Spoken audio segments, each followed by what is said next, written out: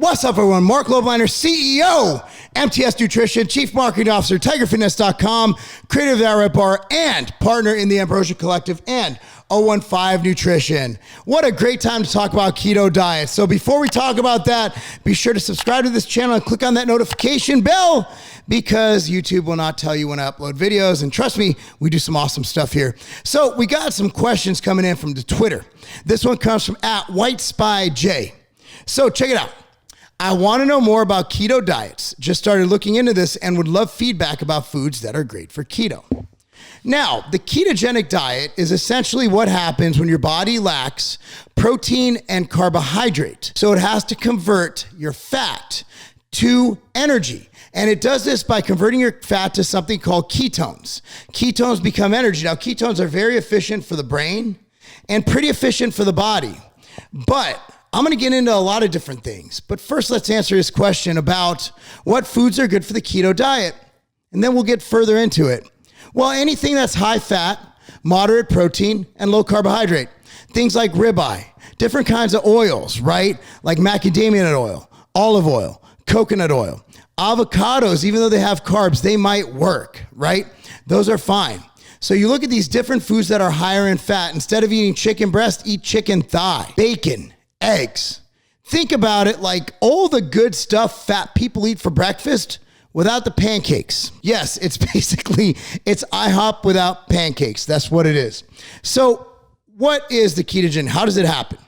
So the number one source of fuel for your body is glucose, right? Here's why. If you're given all three macronutrients, your body's going to go to glucose for energy or carbohydrate, the simplest of energy.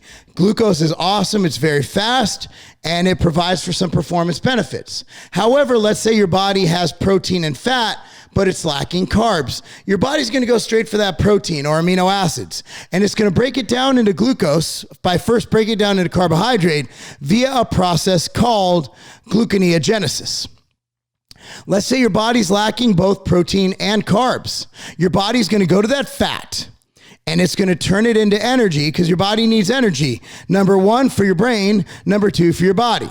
Okay. So that's where it breaks down the fat into glucose. Into ketones. Okay, so that creates ketosis. Ketosis is when your body is running on fat or ketones for energy. Now, I just want to interject that if you aren't a keto diet, you like protein bars, we actually just came out with the Outright Keto Bar. If it's not in stock yet, be sure to sign up for our newsletter on Tiger Fitness, and you'll know exactly when it's in stock. Beautiful thing about this, let me look at these beautiful macros. Oh, that's beautiful. It's got 21 grams of protein. It's got 20 grams of fat.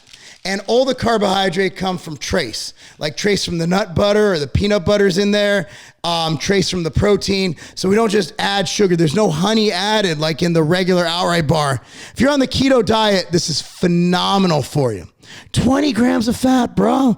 21 grams of protein. That's insane. But anyway, let's get back to the keto diet. Here's my opinion on the keto diet. Now, for some populations, it's amazing, right?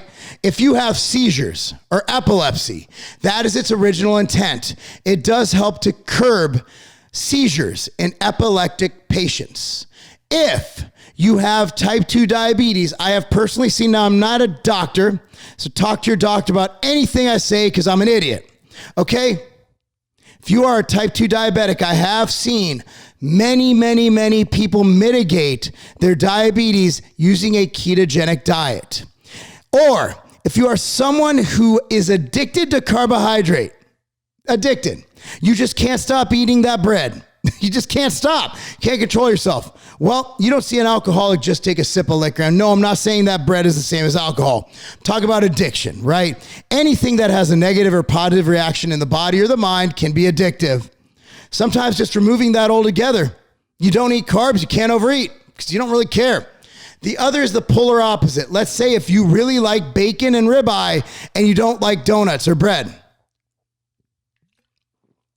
then this is the diet for you. Now, I'm not going to go into carnivore versus keto. For all intents and purposes, I like keto better than carnivore. And here's why. On the ketogenic diet, you are allowed to have some fruits, some veggies. You're allowed to have some broccoli, some spinach, some lettuce. You're allowed to have veggies. And I am one of those thinking people that is not going to say that veggies are bad for you. I think that's absolutely insane to even infer that they're bad for you. Veggies are good for you. All right. Oh, my oxalates. Look, guys, it's not that big of a deal. It doesn't block that many nutrients.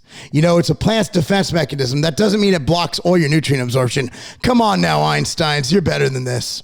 So anyway, check it out. So, ketogenic diet. Do I think it's necessary?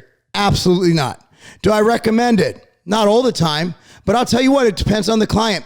I have one client in my coaching, Marc, Lobliner.com is my coaching, he has type 1 diabetes. We started him on a ketogenic diet, all right? Very, very, very high fat, very, very low, moderate protein, very, very low carbs. And now we've worked it up where he's on a carb intensive diet because we've gotten in, we've transitioned him, and it works better. For some people, it's just a good way to diet because they might have some blood sugar issues. They might have some issues with some inflammation from carbohydrate. Maybe they're gluten intolerant, maybe they have celiac. In those situations, I do believe that they have the advantage, a ketogenic diet, that is. But for most of the population, for those who like to train hard, it's been shown in data over and over and over, demonstrated in studies that ketogenic diets will impair your performance.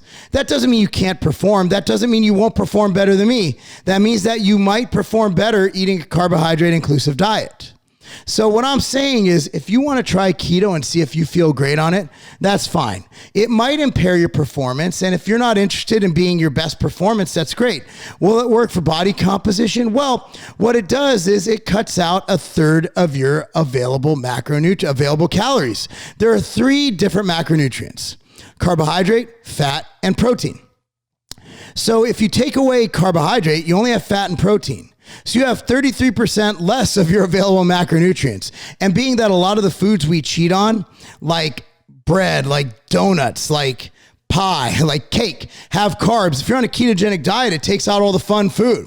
Essentially, it's a pretty boring diet. Again, unless you're somebody who likes to lather himself up in coconut oil while eating bacon every night.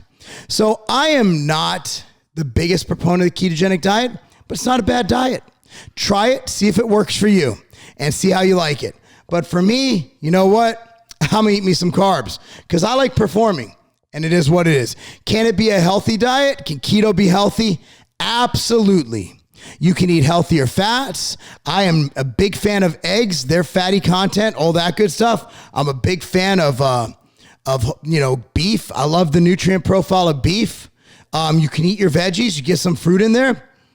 I have no issue with the keto diet.